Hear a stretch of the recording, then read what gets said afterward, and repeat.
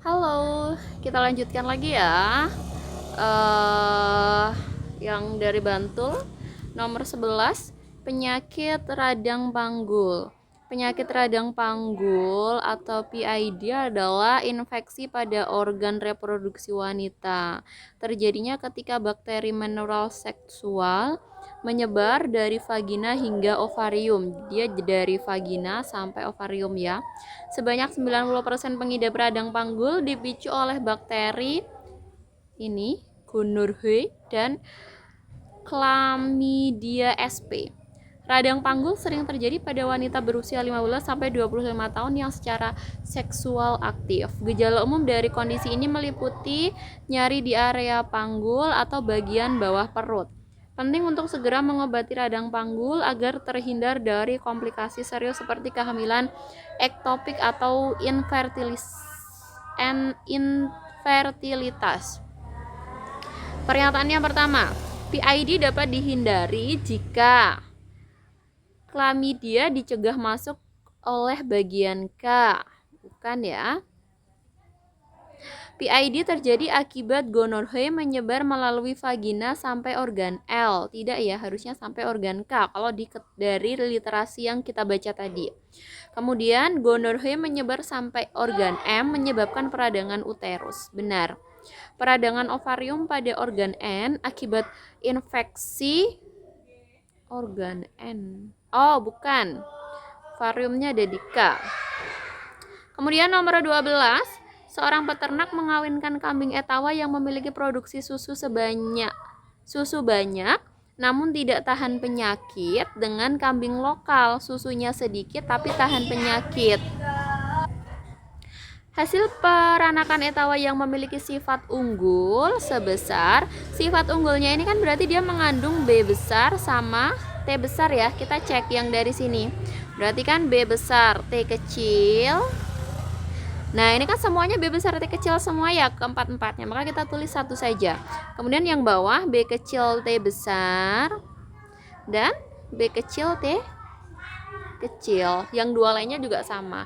Kita harus mencari yang mengandung B besar sama T besar. Ini cuma satu ya, karena yang ini B-nya ada yang besar tapi T-nya kecil semua. Berarti 1/2 kali 100%, 50% yang C. Nomor 13. Pada pembuatan nata de coco, penambahan asam cuka ke dalam air kelapa bertujuan untuk ini di sini agar bakteri dapat tumbuh optimal dan menghasilkan lapisan yang tebal. Lingkungan fermentasi harus dikondisikan pada pH asam dengan penambahan asam asetat. Jadi tujuannya adalah membuat pH yang sesuai untuk pertumbuhan optimal si bakterinya. Yang C. Nomor 14, berdasarkan dosis obat tersebut, pernyataan yang benar adalah dia kan 7 tahun.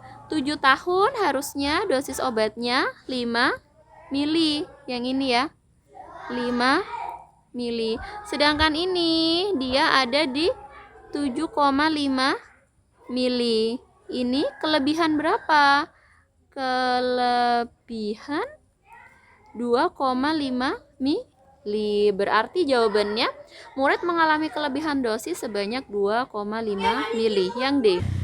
Kemudian nomor 15, peristiwa penerapan hukum Newton yang sesuai dengan ilustrasi tersebut adalah saat menarik busur panah ke belakang, anak panah melesat ke depan. Benar, ini hukum Newton ketiga ya. Saat mengerem kendaraan mendadak, penumpang terdorong ke belakang. Salah, harusnya ke depan.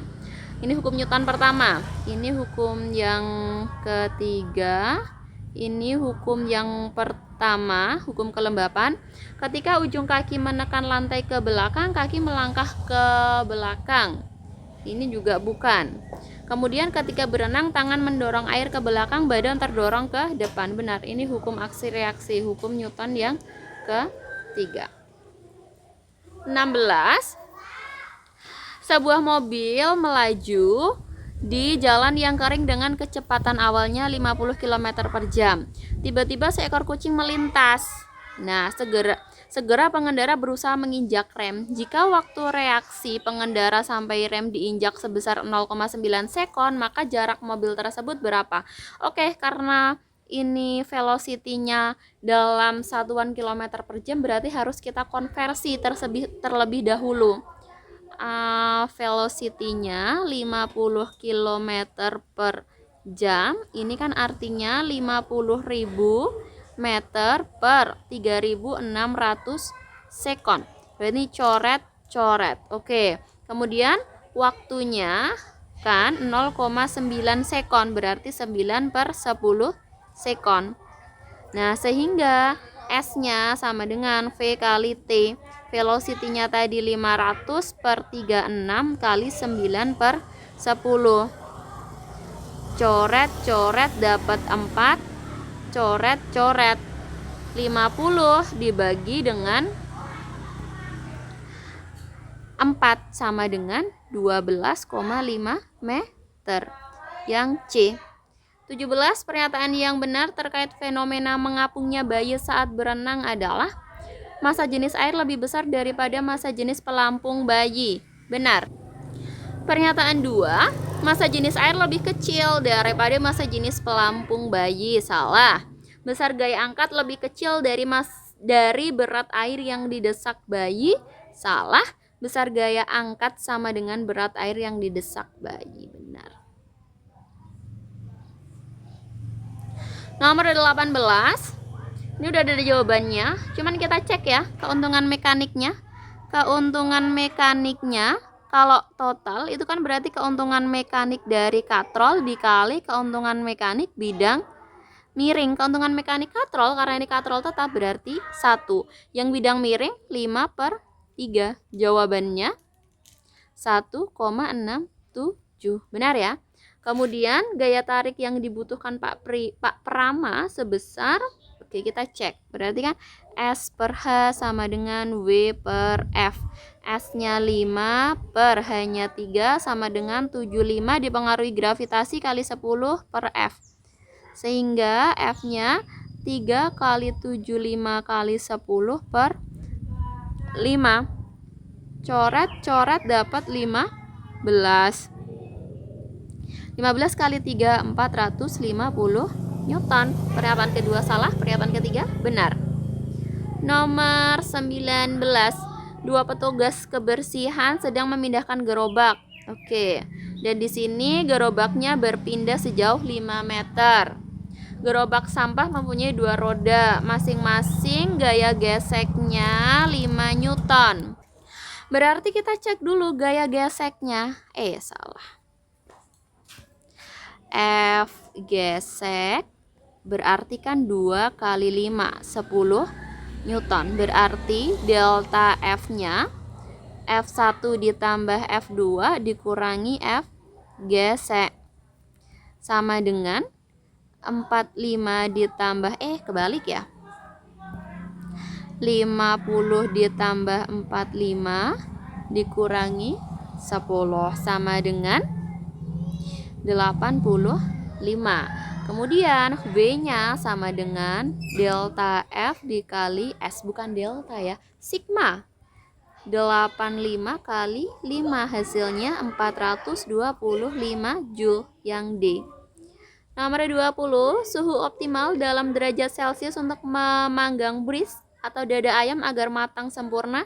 Brisnya yang ini ya, 425 sampai 450. Kita cek dijadikan derajat Celcius. 425-nya dikurangi 32 dulu baru dikali 5 per 9, dapatlah 218,33 derajat Celcius. Ini suhu minimum.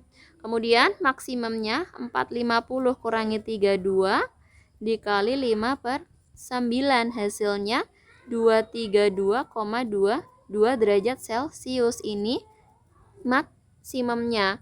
Oke, pernyataan 1 salah ya, tidak memenuhi kondisi minimum. Pernyataan 2 minimum sama maksimumnya terpenuhi. Pernyataan 3 minimum maksimumnya juga terpenuhi.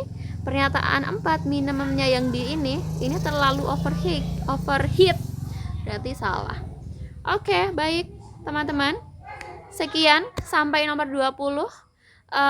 Terima kasih ya, bye-bye. Kalau ada perbedaan jawaban silahkan komen.